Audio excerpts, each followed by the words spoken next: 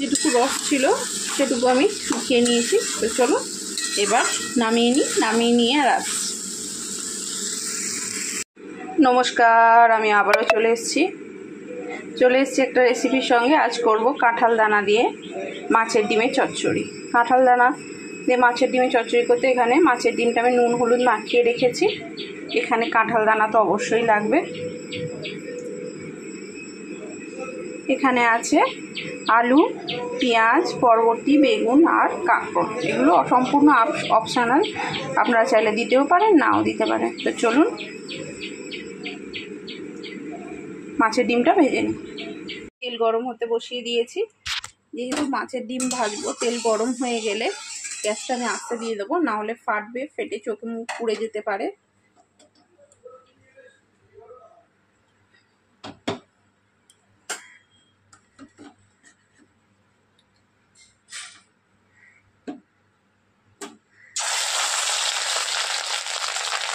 দেখতেই পাচ্ছেন গ্যাস আস্তে দেওয়ার পর কীরকম থাকছে।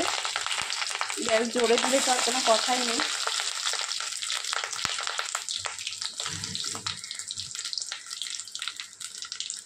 তো চলুন মাছের ডিমটা আমি ভেজে নিয়ে আর আসছি।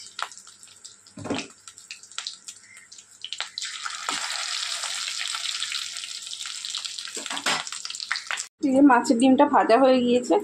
পুরো মাছের ডিমটাই কিন্তু আমি গ্যাস আস্তে দিয়ে ভেজে নিয়েছি। তো চলুন মাছের ডিমটা তুলে নিই।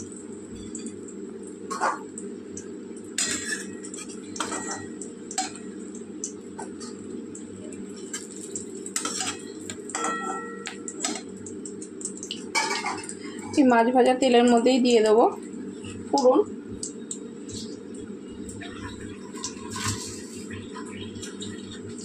শুকনো লঙ্কা আর কালো জিরে।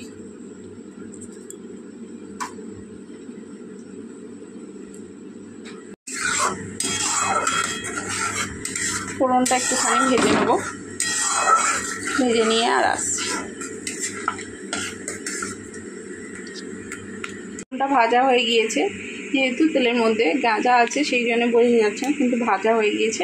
এবার আমি সব সবজিগুলো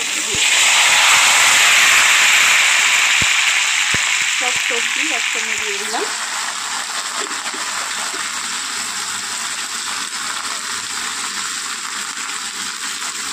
দিয়ে দেবো পরিমাণ মতো নুন,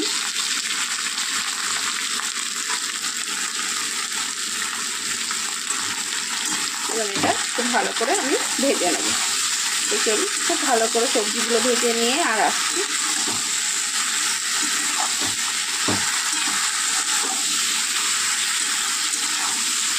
খুব ভালো করে সবজিগুলো ভাজা হয়ে গেলে আর আসছি। খুব ভালো করে আমি সবজিগুলো ভেজে নিয়েছি। এবার একে একে মশলা দিয়ে দেবো। লঙ্কা গুঁড়ো দিয়ে দিচ্ছি,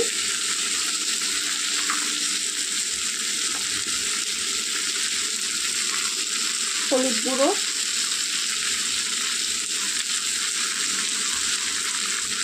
আর দেব জিরে ধনে গুঁড়ো।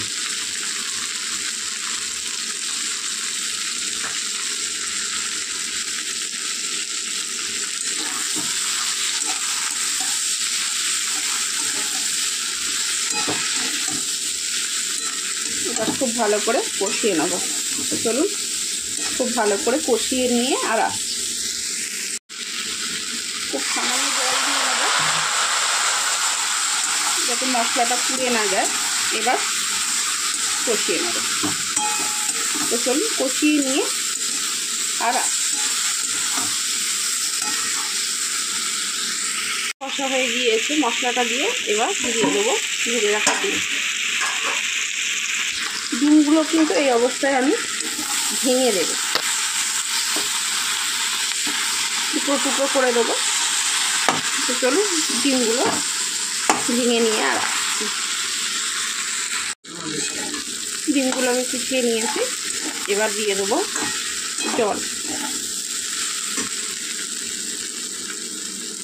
পরিমাণ মতো জল দিয়ে দেবো।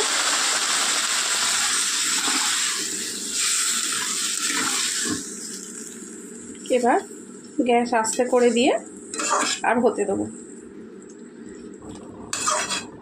তো চলুন ঢাকনা দিয়ে হতে দিই।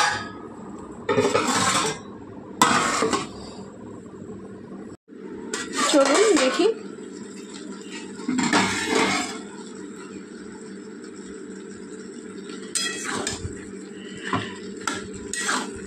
সবই সিদ্ধ হয়ে গিয়েছে। এখন দেখতে হবে কাঁঠাল দানাটা সিদ্ধ হয়েছে। হ্যাঁ, কাঁঠাল দানাও সিদ্ধ হয়ে গিয়েছে।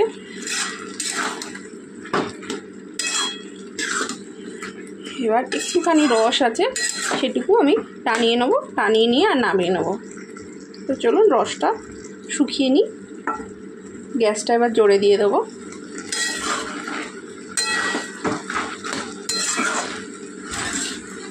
তো চলুন, যেটুকু রস ছিল সেটুকু আমি শুকিয়ে নিয়েছি। তো চলো এবার নামিয়ে নিই, নামিয়ে নিয়ে আর আসছি। তৈরি হয়ে গিয়েছে আমার কাঁঠাল দানা দিয়ে মাছের ডিম। তো রেসিপিটা যদি ভালো লেগে থাকে অবশ্যই লাইক, শেয়ার অ্যান্ড সাবস্ক্রাইব করে দেবেন।